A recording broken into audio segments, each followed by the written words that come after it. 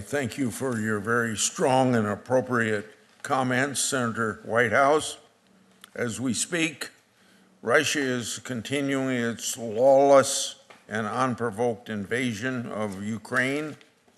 The scourge of this Russian aggression has mercilessly taken the lives of thousands of innocent Ukrainian people.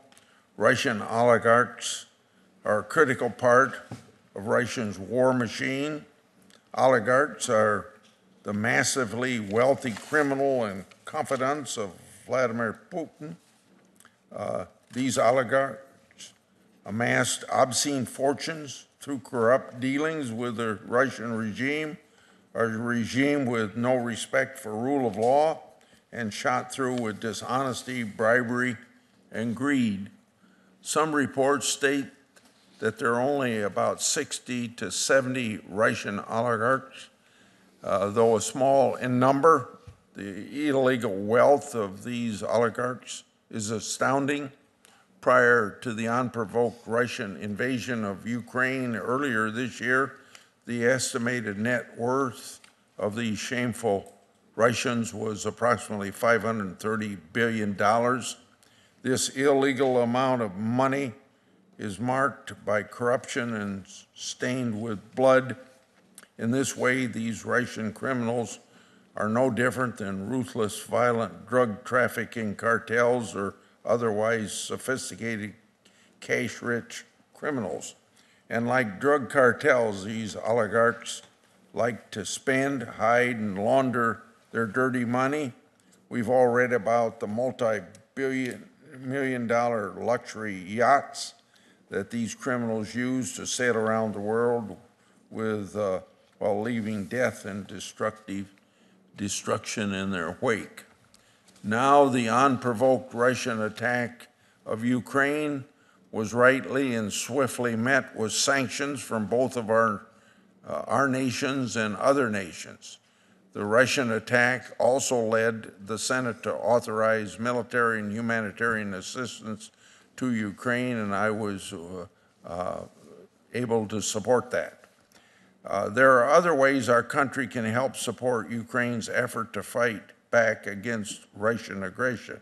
We have several powerful legislative tools that we can deploy against the oligarchs who have corruptly profited from the Putin regime. With these statutory tools, we can go after them and their assets. We should seek the full measure of justice against these high-level criminals, and this means not only taking their assets, but we should also seek to convict and imprison these people if they come within U.S. jurisdictions. However, unlike Russia, we're a nation that respects the rule of law, and we should do our best to ensure the legislation we craft complies with our Constitution and will be upheld by our courts. Otherwise, we run the risk of convictions being reversed and assets being given back to the very criminals we're seeking to hold accountable. Strengthening our anti-money laundering laws is one way that we can go after criminals' ill-gotten gains. This is why I reintroduced earlier this year the Combating Money Laundering, Terrorist Financing, and Counterfeiting Act of 2022. I'm glad to say Senator Whitehouse is my Democrat lead sponsor. Senator Cornyn is an original co-sponsor. This legislation would improve law enforcement ability to investigate and prosecute criminals who launder money through our financial system. We must, however, do more. The administration has recommended several proposals to target the oligarchs' wealth and assets. I agree with several of the administration's requests, including expanding our RICO Act to include other offenses that will be useful against cash-rich criminals, including oligarchs. Beefing up the RICO statute will provide U.S. prosecutors with the tools they need to secure conviction.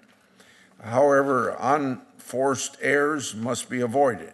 We could end up handing the oligarchs an unfortunate victory by not carefully crafting our legislation so that it passes constitutional muster.